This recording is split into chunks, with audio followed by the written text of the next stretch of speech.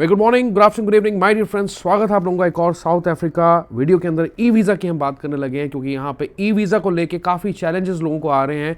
यानी कि जब वो अप्लाई करते हैं तो किस्म किस्म के उनके एरर्स आते हैं या रुक जाती है उनकी एप्लीकेशन, दोबारा रीअप्लाई करना पड़ता है वगैरह वगैरह। और मैं बात करूँ जहाँ पे इशुएंस टाइम की, तो उसका कोई टाइम फ्रेम है ही नहीं कोड करने के लिए। ये 28-30 दिन भी लेता है किसी के केस में, किसी के दिन में 40 दिन भी ले सकता है, 4 महीने भी ले सकता है।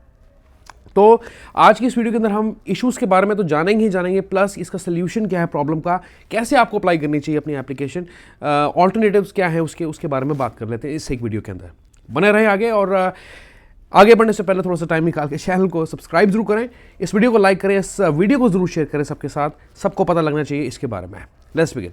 तो सबसे पहले जो इशू आता है very common, it is very hard to navigate. ठीक है, लोग अप्लाई करने लगते हैं, कौन सा पेज पे है क्या नहीं है, लोगों को समझ में ही नहीं आता, कंफ्यूज हो जाते हैं क्योंकि इनका फॉर्म काफ़ी ज़्यादा लेंदी है। अगर आप गवर्नमेंट पोर्टल की पेज की बात कर रहा हूँ, जब आप वहाँ जाते हैं तो फॉर्म इनका काफ़ी लेंदी है। ठीक है, people are not able to fully understand कि वो लोग चाहते हैं क्या इस फॉर्म के अंदर कई बार। ठीक है, ये है पहली चीज़। फिर इसके अंदर क्या है कि डेट और मंथ वैलिडेशन प्रॉब्लम है। तो जब आप साइन अप करते हैं गवर्नमेंट पोर्टल के थ्रू, तो आप यूजुअली अपना नाम, पता और जो आपका डेट ऑफ बर्थ होता है वो डालते हैं। अब आप जब आगे जाते हैं, एक्चुअली जब फॉर्म को फिल करने लगते हैं, तो ये आपकी जो डेट ऑफ बर्थ है ऑटो पॉपुलेट कर देता है, और कई बार ये क्या करता है, आपके जो डेट ऑफ बर्थ है फ्यूचर में दिखा देता है। ठीक है, तो वो मिक्सअप हो जाता है। आपने भरा था अपना एक्चुअल डेट ऑफ बर्थ, लेकिन जो ईयर है वो कई बार फ्यूचर के अंदर दिखा देगा जब आप बेसिकली फॉर्म को भरने लगेंगे। तो एक ये बड़ा चैलेंज है इसके साथ।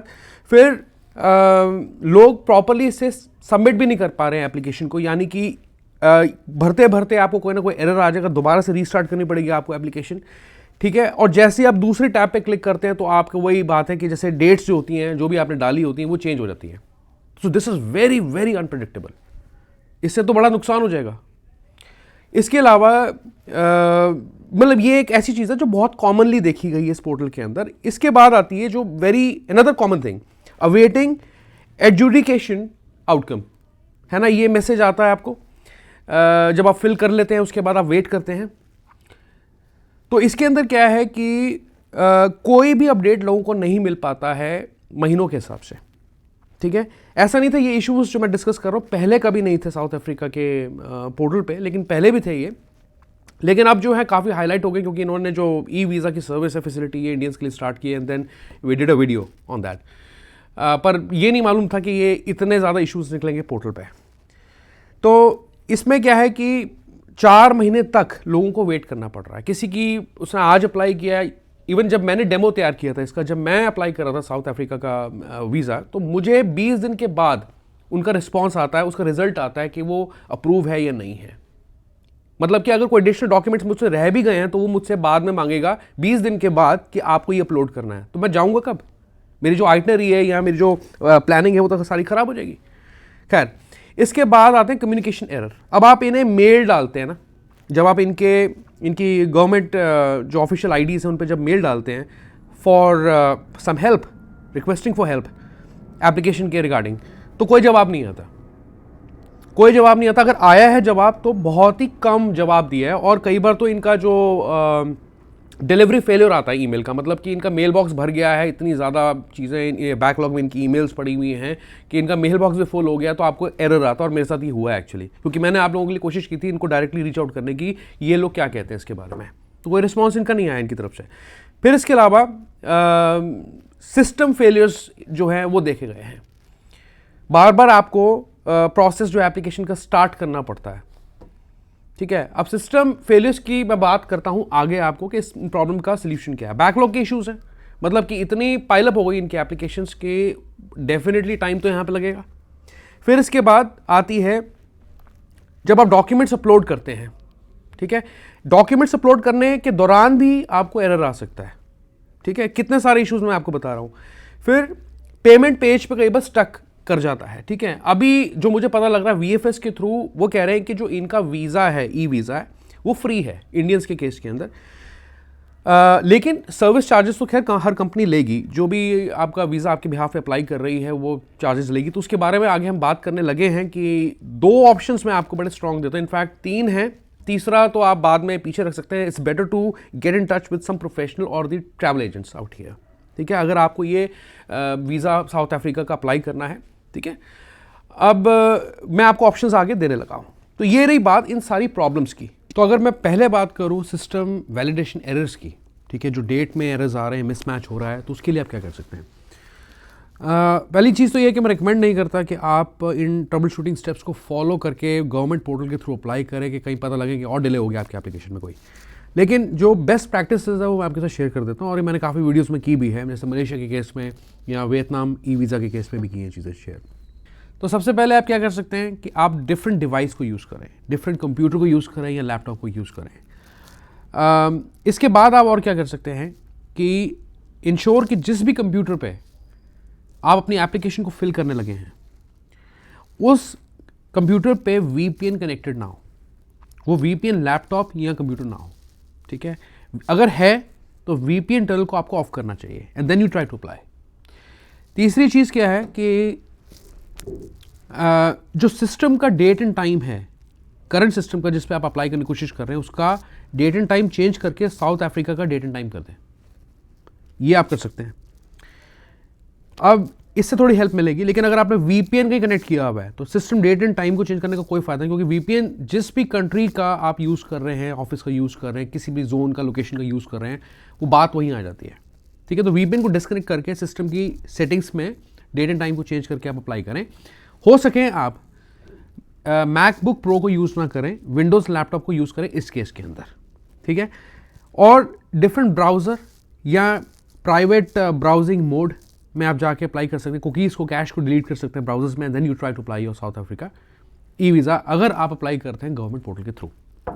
चलिए आगे बढ़ते हैं।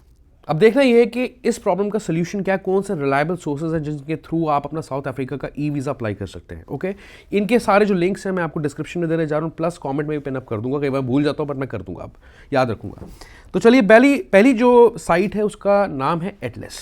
ठीक है, एटलस के बारे में मैंने पहले भी बात की है कि आप 150 कंट्री से ऊपर वीज़ा अप्लाई कर सकते हैं अपना, कम से कम डॉक्यूमेंट्स में आप कर सकते हैं, कम से कम टाइम में कर सकते हैं। तो आप एटलस के थ्रू जरूर अपना वीज़ा अप्लाई कर सकते हैं, and plus you can also use a promo code ASEEM100, तो थोड़ा बहुत छोटा मोटा डिस्काउंट आपको मिल जाता है। अब इसके बाद मैं आपको दिखाता हूँ, साइट पे लेके चलता हूँ एग्जैक्टली कि वहाँ पे टाइम फ्रेम क्या दिया, कब आपका वीज़ा आएगा, वैलिडिटी पीरियड क्या है, स्टे पीरियड आपका कितने का रहेगा। वैसे 30 डेज होता है in both the cases, validity भी 30 डेज की होती है और जो स्टे पीरियड होता है वो भी आपको 30 डेज का मिलता है। ओके, जो डॉक्यूमेंट्स और रिक्वायरमेंट्स उस साइट पे आप जाके देख लो मेरे साथ, लेट्स गो। ओके, तो मैं हूँ एटलस की साइट पे, यहाँ पे मैं टाइप करता हूँ सिंपली साउथ अफ्रीका। तो ये देखिए, आप साउथ टाइप किया तो वीज़ा इन 43 डेज, यानी कि ये हुआ कि अगर दिसंबर 20 को इस वीडियो को मैं रिकॉर्ड कर रहा हूँ और आज मैं अपना वीज़ा अप्लाई करता हूँ तो मुझे मेरा वीज़ा मिलना चाहिए गारंटेड बाय 30 जनवरी 2024। ठीक है, इसकी जो प्राइस है, वीज़ा टाइप क्या है, tourist sticker visa, validity period है इसकी 30 डेज, लेंथ ऑफ स्टे है इसका 30 days, traveller number of travellers 1 2 3 भी हो सकते हैं, और इसकी जो प्राइस आती है निकल के वो आती है एक वीज़ा की 8,850 के आसपास। ठीक है, नीचे अगर आप जाके देखें तो इनकी सारी जो टीम है उनके कॉन्टैक्ट नंबर्स या उनके नाम वगैरह यहाँ पे दिए हुए बेसिकली, और मैं आपको दिखाना चाहता हूँ कि they have partnered with South African government as well as South African Airways as well. अब डॉक्यूमेंट्स की अगर मैं बात करूँ, नीचे आप ये जो FAQ है वो पढ़ सकते हैं, और यहाँ पे दिया है कि when applying on Atlas for your South Korea visa for Indians, this is wrong actually, हम साउथ जो है अफ्रीका की बात कर रहे हैं, I think this is a miss typo. The required documents include a valid passport, flight itinerary and a passport size photo and other documents as stated by the Atlas. ठीक है, तो वो आप जब फिल करने लगेंगे तो आपको ज़्यादा पता लगेगा कि कौन से और एडिशनल डॉक्यूमेंट्स की आपको ज़रूरत पड़ सकती है। मैं अभी अप्लाई नहीं कर रहा तो मैं एग्जैक्टली आपको नहीं बता सकता कि एग्जैक्टली क्या डॉक्यूमेंट्स है जो आपको अपलोड करने की ज़रूरत पड़ेगी। ठीक है ना, तो अभी इसको मैं छोड़ देता हूँ, इसके बाद हम बात कर लेते हैं आगे VFS की। अब VFS के केस में क्या है, ये इनकी साइट है ऑफिशियल। ठीक है, apply for a visa, start now. अब आइडेंटिफाई वीज़ा टाइप, ठीक है, यहाँ पे व्यू मोर पे हम क्लिक करते हैं, वीज़ा टाइप को हम देखते हैं, please select visa type. Okay, अगर मैं शॉर्ट टर्म वीज़ा चूज़ करूँ तो बेसिकली इसके अंदर कुछ भी मुझे देखने को नहीं मिल रहा है कि क्या क्या डॉक्यूमेंट्स है, क्या रिक्वायरमेंट्स है, बस एक टेक्स्ट सा दिया हुआ है इसमें। ठीक है, तो मैं क्या करता हूँ कि यहाँ पे नीचे मुझे कोई हॉलीडे का ऑप्शन मिलना चाहिए, holiday, visiting, family, friends, sports events, like that. अब आप यहाँ पे देखें ये सारे टैब्स आ रही हैं, ठीक है ना, तो आप इन्हें देख सकते हैं। और वीज़ा एंड लॉजिस्टिक फ़ीस, तो इंडियन नेशनल्स के केस में क्या है कि वीज़ा जो है फ्री है, ग्राटिस का मतलब अगर आप इसे सर्च करेंगे गूगल पे तो आपको पता लगेगा इट्स फ्री। फॉरेन नेशनल्स के केस में 2210 है, ठीक है। जो प्राइस हैं, जो लॉजिस्टिक फीस है वीएफएस की, वो आप यहाँ पे देख सकते हैं। 2040 2300 गुड़गांव के केस में, Jaipur, Kolkata, Mumbai, Ahmedabad, Pune, Goa, Bangalore, so and so fourth. Okay, convenience fees भी है इनकी, और कुछ इनकी कोरियर चार्जेस भी निकल के आ सकते हैं। कोरियर एश्योरेंस इनकी आप नीचे देखें कि 885 पर एप्लीकेशन। अगर आप कहीं दूर रहते हैं तो आपको कोरियर कर सकते हैं, लेकिन उसके चार्जेस 885 रुपये आपको यहाँ पे लगेंगे। इसके बाद आती है डॉक्यूमेंट्स रिक्वायर्ड की बात, तो यहाँ पे बहुत क्लियरली इन्होंने दिया है कि नॉर्थ और ईस्ट इंडिया के केस में क्या है।